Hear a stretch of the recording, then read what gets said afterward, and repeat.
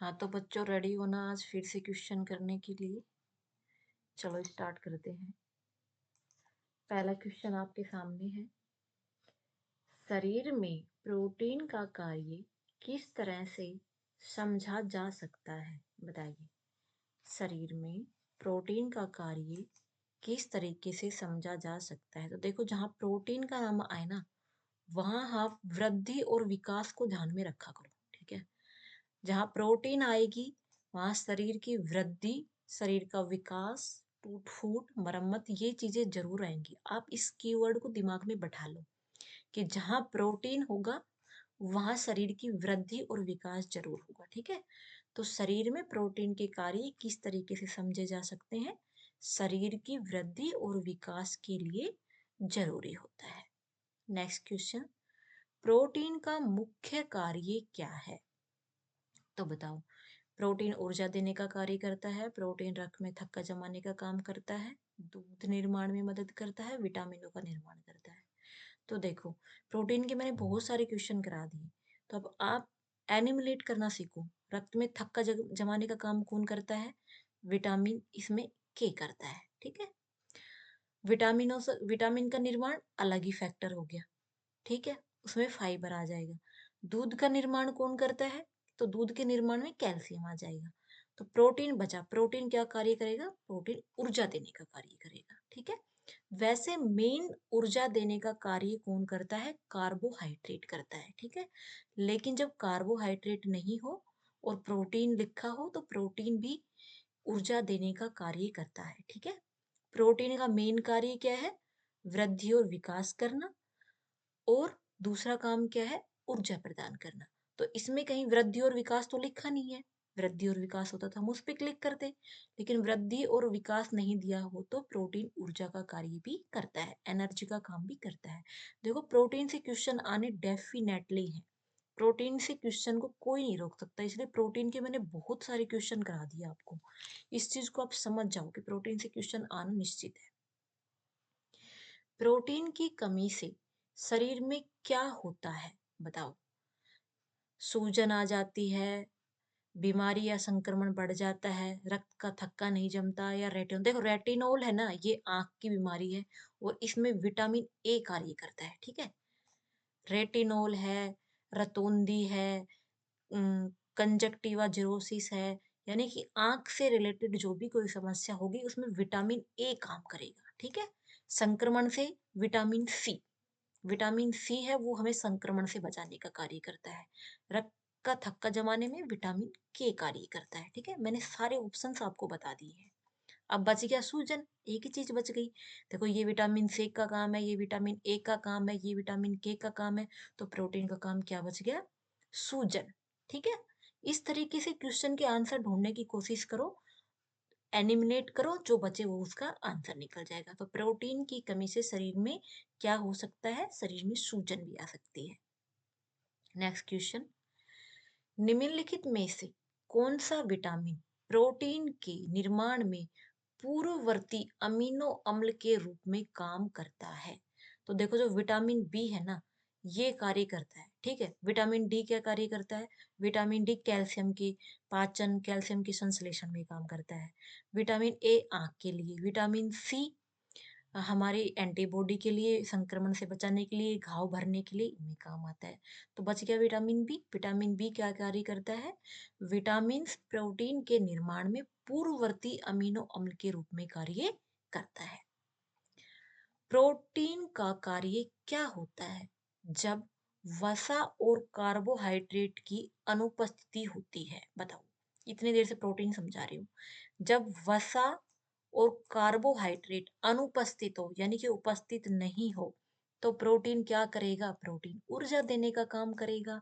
अगर कार्बोहाइड्रेट होगा और वसा होगी तो ये करेंगे ऊर्जा देने का काम। लेकिन ये दोनों अगर प्रेजेंट नहीं है तो इनका काम कौन करता है, इनका काम प्रोटीन करता है। तो एनर्जी देने का काम कौन करेगा, प्रोटीन करेगा। फिर से वही क्वेश्चन आ गए, ठीक है।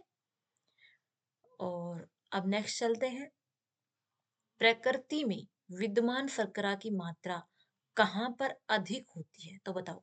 गाड़ी के इंजन में कोई प्रोटीन की शर्करा नहीं होती।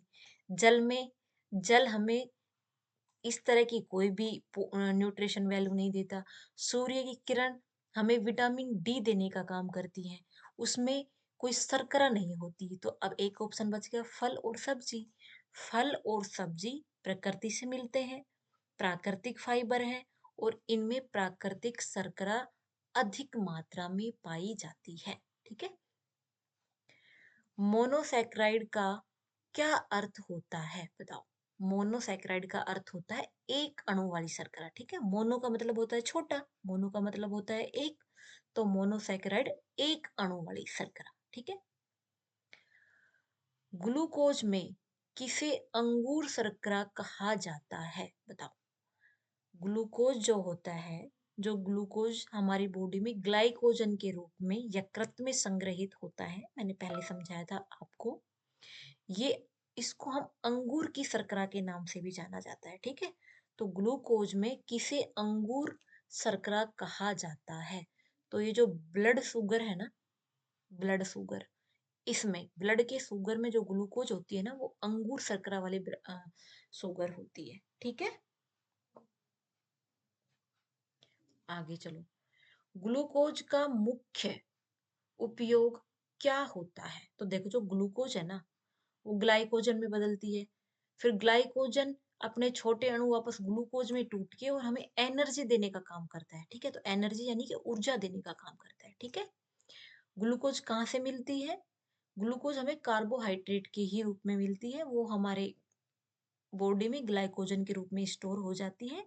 और जब हम भूखे रहते हैं, यानी कि जिस दिन हम उपवास रखते हैं, फास्ट रखते हैं, उस दिन वो अपने सिंपल फॉर्म ग्लूकोज में टूट के हमें एनर्जी देने का कार्य करती है। ग्लूकोज सरलतम रूप में टूटने के बाद क्या बन जाती है। ग्लाइकोजन। सिंपल सी बात है, ग्लूकोज का सरल रूप ग्लाइकोजन, और ग्लाइकोजन जब अपने सरल रूप में टूटती है तो हमारी बॉडी को एनर्जी देने का कार्य करती है। ठीक है। नेक्स्ट क्वेश्चन पर चलते हैं। वसा में घुलनशील विटामिन कौन कौन से होते हैं बताओ फटाफट। मैंने आपको एक शॉर्ट फॉर्म बताई थी, कीड़ा, के ई डी ए, कीड़ा। ठीक है। ये जो कीड़ा है ना, ये फैट में घुलता है, याद रखना, कीड़ा फैट में घुलता है। तो कहाँ है, के ई, के इसमें गायब है, ए डी ई ये आ जाएगा। ठीक है। इसमें बी आ गया, ये बी जल में घुलने वाला है, तो ये गलत हो गया। इसमें सी आ गया, सी जल में घुलने वाला है, ये गलत हो गया। इसमें फिर से सी आ गया, सी जल में घुलने वाला है, तो ये भी गलत हो गया। अब इसके साथ साथ आप एक क्वेश्चन और याद कर लो। वसा में घुलने वाला ए डी ई के, अभी बीच में जो बच गए दो, बी और सी, तो बी और सी किस में घुलते हैं, बी और सी जल में घुलते हैं। ठीक है। क्वेश्चन ऐसे भी पूछ लिया जाएगा आपसे कि जल में घुलने वाले कौन से हैं, तो बी और सी जल में घुलते हैं, और कीड़ा यानी कि के ई डी और ए ये किस में घुलेंगे, ये वसा में घुलेंगे, याद कर लेना अच्छे से। वसा का प्रमुख स्रोत क्या होता है, तो घी, सबको पता है, सबसे ज्यादा फैट, सबसे ज्यादा वसा घी में पाई जाती है, सिंपल। वसा का अभाव क्या प्रभाव डालता है बताओ। त्वचा का चिपचिपापन बढ़ाता है, भोजन के स्वाद को बेहतर बनाता है, भोजन का परिमाण बढ़ाता है, भोजन का पाचन धीरे होता है। देखो, जब हम जिस दिन अपन फैट कंज्यूम करते हैं ना, जिस दिन अपन घी खाते हैं, उस दिन क्या होता है, उस दिन हमें देर से भूख लगती है। तो इसका मतलब क्या हुआ कि वसा धीरे धीरे पचती है, इसलिए हमें बहुत देर में भूख लगती है। और अपन ने कोई फ्रूट खाया, फ्रूट खाने के 10 मिनट बाद हमें भूख लग जाएगी। क्यों, क्योंकि वो तुरंत पचता है, उसकी डाइजेस्टिव वैल्यू फास्ट है। लेकिन वसा की डाइजेस्टिव वैल्यू है ना, वो बहुत स्लो है, क्योंकि ये फैट है ना, ये बहुत ज्यादा देर में धीरे धीरे धीरे धीरे टाइम टेकिंग होता है, इसको टाइम चाहिए होता है पचने के लिए। तो जितनी देर में पचेगा उतनी देर बाद ही हमें फिर भूख लगेगी। तो भोजन का पाचन धीरे धीरे होता है। ठीक है, याद रखना अच्छे से। त्वचा को स्वस्थ बनाने में कौन सा तत्व महत्वपूर्ण होता है बताओ।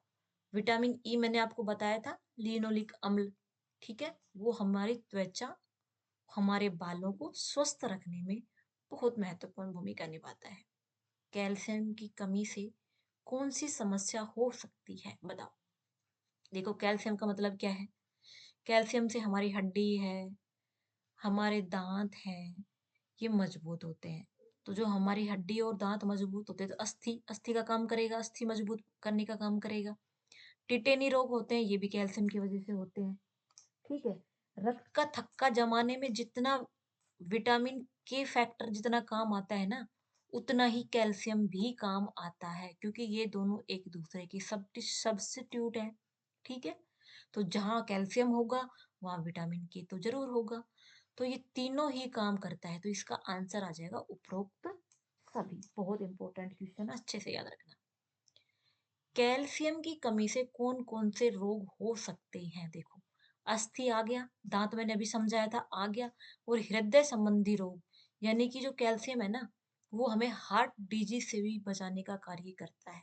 तो इसमें भी उपरोक्त सभी होगा। तो कैल्शियम के देखो कितने सारे कार्य हो गया।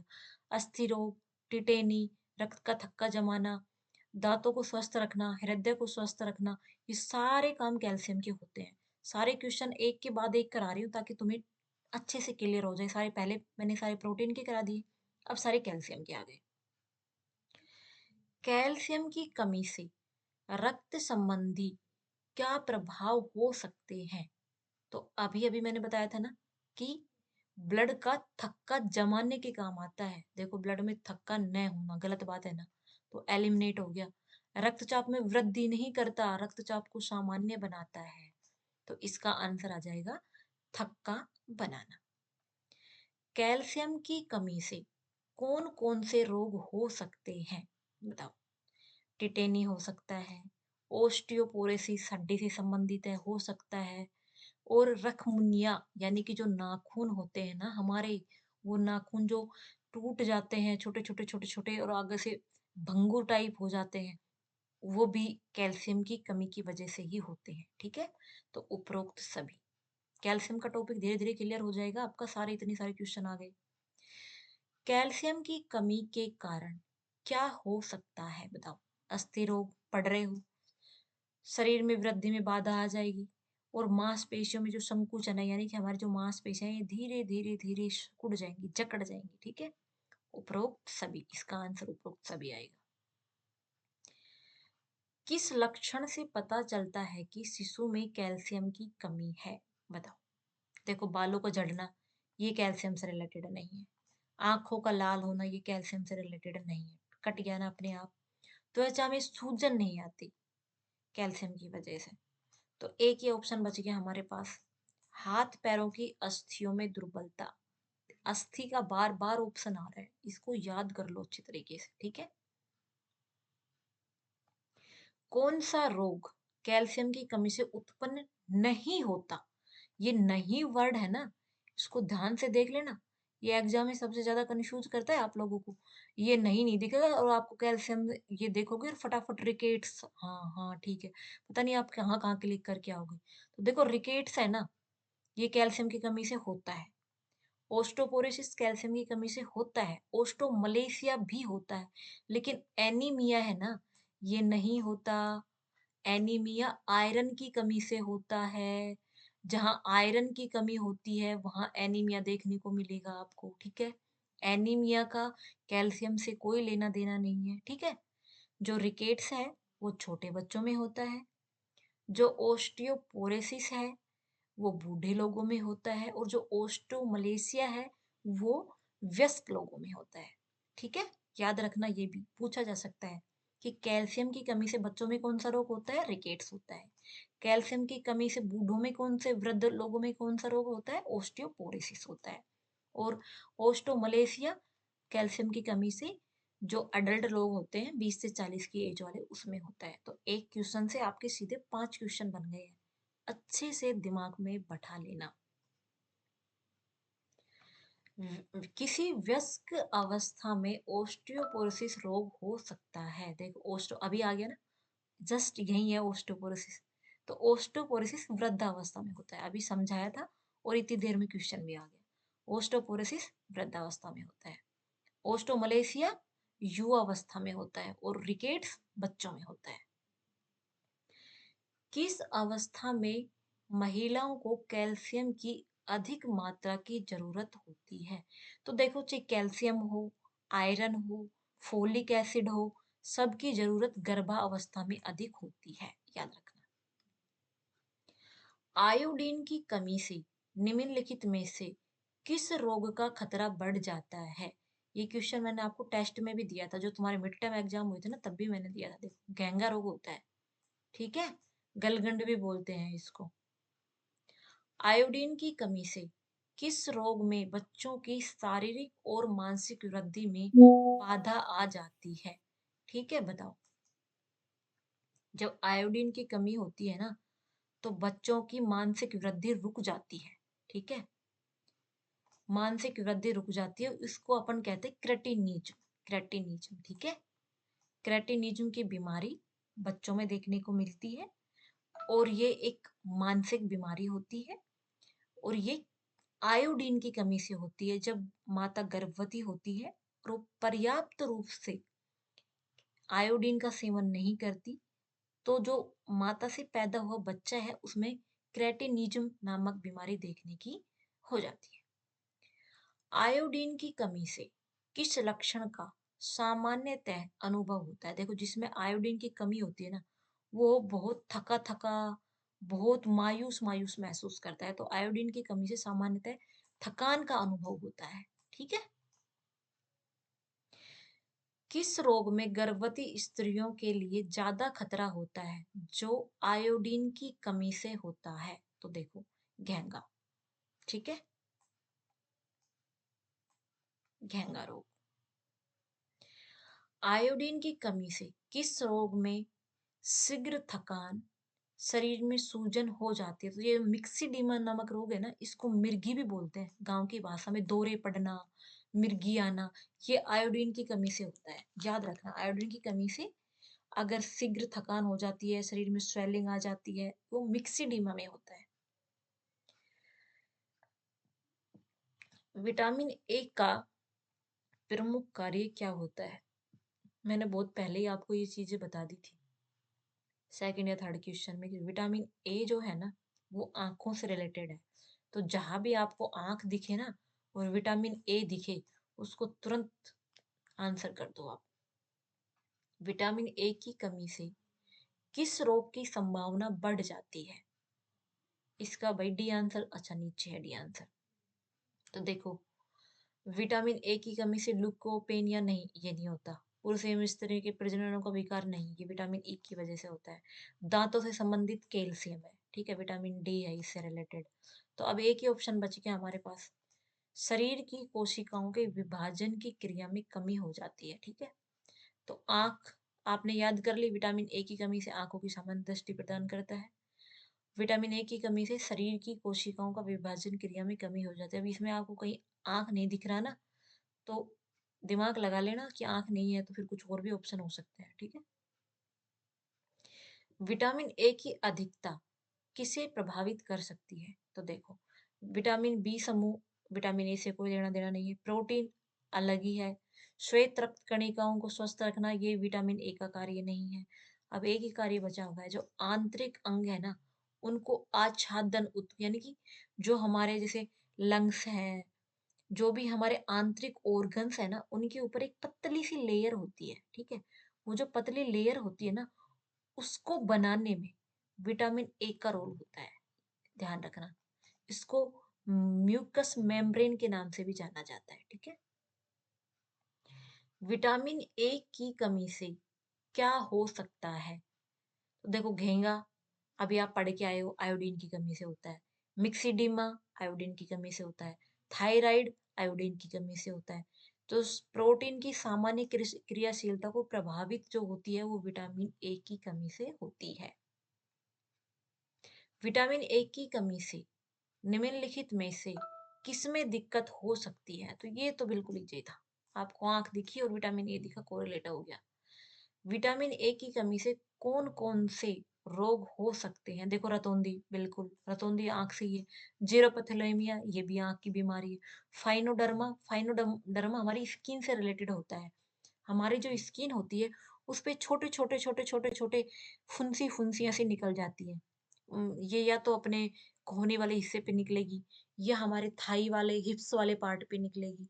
इस जगह पे जब हमारे विटामिन ए की कमी हो जाती है, तो ये फाइनोडर्मा नामक बीमारी देखने को मिलती है। तो ये तीनों ही बीमारियां विटामिन ए की कमी से होती हैं, ध्यान रखना। विटामिन ए की कमी से किस अंग में शुष्कता आ जाती है? आंख। किस अंग? बेटा इसका आंसर आंख आएगा। ठीक है, ये आंसर गलत दे रखा है, इसको मत देख लेना आप। विटामिन ए की कमी से आंख का जो हिस्सा है वो शुष्क पड़ने लग जाता है। ठीक है, शरीर में विटामिन सी के मुख्य भूमिका क्या होती है? ठीक है, विटामिन सी आ गया, अब विटामिन सी को पढ़ लो अच्छे से। शरीर में विटामिन सी की मुख्य भूमिका क्या होती है? तो देखो, विटामिन डी गलत हो गया, मस्तिष्क का कार्य, आयोडीन गलत हो गया, शर्करा पर नियंत्रण करना गलत हो गया। इसका सही आंसर आएगा कोलेजन एवं अंतरकोशीय सीमेंट के निर्माण में सहायक होता है। ठीक है, विटामिन सी घाव भरने में मुख्य रूप से कैसे मदद करता है? देखो, विटामिन सी घाव भरने में जो म्यूकोपोलियोसैकेराइड होता है उसके उत्पादन की सुविधाजनक बनाकर, ठीक है, जो म्यूकोपोलियोसैकेराइड्स होता है उसका जो उत्पादन होता है ना, ना तो वो ज्यादा होता है ना वो कम होता है, उसमें बैलेंस बनाकर उसको सुविधाजनक बना करके हमारे घाव को हील करने का काम करता है, हमारे घाव को भरने का कार्य विटामिन सी करता है। विटामिन सी की कमी के समय शरीर में क्या होता है? तो देखो, जो हमारे संयोजी ऊतक है ना, वो कमजोर होने लग जाते हैं, और संयोजी ऊतक कमजोर होते हैं तो शरीर में थकान, बेचैनी, कमजोरी, ये सब दिखने लग जाते हैं। विटामिन सी शरीर की रोग प्रतिरोधक क्षमता में कैसे मदद करता है? तो देखो कैसे मदद करता है, ये संक्रमण को बढ़ाता है और उसके खिलाफ रोग प्रतिरोधक क्षमता को लड़ने के लिए मजबूर करता है। ध्यान रखना, विटामिन सी के खिलाफ विटामिन सी हो और संक्रमण कहीं दिख जाए ना, तो उसको उससे जोड़ दिया करो। किस प्रक्रिया में विटामिन सी का महत्वपूर्ण योगदान होता है? बताओ। कोलेस्ट्रॉल के विघटन में नहीं, लौह नहीं, कार्टिकोल हार्मोन्स नहीं, ये जो इलेक्ट्रॉन्स होते हैं ना उसके परिवहन में, यानी कि जो इलेक्ट्रॉन्स है ना उसकी आवाजाही, इलेक्ट्रॉन्स को हमारे बॉडी में किस तरीके से आने जाने का काम करना है, किस तरीके से उसको परिवहन का काम करना है, ये विटामिन सी का कार्य होता है। बच्चों में स्कर्वी का कारण क्या हो सकता है? देखो, बच्चों में स्कर्वी का कारण हो सकता है जब माँ के दूध में विटामिन सी की कमी पाई जाती हो। विटामिन सी से स्कर्वी नामक बीमारी होती है, मैंने आपको कई बार बताया था, ये मैंने टेस्ट में भी दिया था आपको। विटामिन सी की कमी से स्कर्वी होता है, और जब छोटे बच्चों में स्कर्वी देखने को मिले तो इसका मतलब है कि माँ ने पर्याप्त रूप से विटामिन सी ग्रहण नहीं किया, और जो बच्चा इस फीडिंग करता है, माँ का दूध पीता है, उसके अंदर फिर विटामिन सी की कमी देखने को मिलती है। स्कर्वी रोग किस उम्र समूह में सबसे अधिक होती है? देखो, फीडिंग का समय होता है ना, 6 से 12 महीने वाला, ठीक है, उसमें सबसे ज्यादा देखने को मिलती है। स्कर्वी रोग के लिए सर्वाधिक उत्कृष्ट विटामिन सी का स्रोत आंवला। देखो, ये क्वेश्चन मैंने पहले भी कराया था, ठीक है। आंवला विटामिन सी का सबसे इम्पोर्टेंट, सबसे महत्वपूर्ण, सबसे ज्यादा विटामिन सी आंवले में पाया जाता है। आपको ये क्वेश्चन अच्छे से दिमाग में बैठा लेना है, ठीक है ना। स्कर्वी रोग में किस लक्षण के संकेत प्रतीत होते हैं? देखो, बच्चों में अत्यधिक चिंता होने लगती है, बच्चे की त्वचा पीली होने लगती है, इस वयस्कों में अत्यधिक भूख की कमी हो जाती है, संधियों एवं जोड़ों में तीव्र गति से पेन होने लगता है। देखो, हाँ, जब स्कर्वी नामक बीमारी हो जाती है ना, तो जो हमारे जोड़ है ना, हमारे जॉइंट्स है, उनमें दर्द, उनमें पीड़ा होने लगती है, ध्यान रखना। विटामिन सी की कमी से संबंधित रोग को जाना जाता है स्कर्वी। अभी ऊपर जस्ट इससे ऊपर ही आया है, विटामिन सी की कमी से स्कर्वी रोग नामक की बीमारी हो जाती है।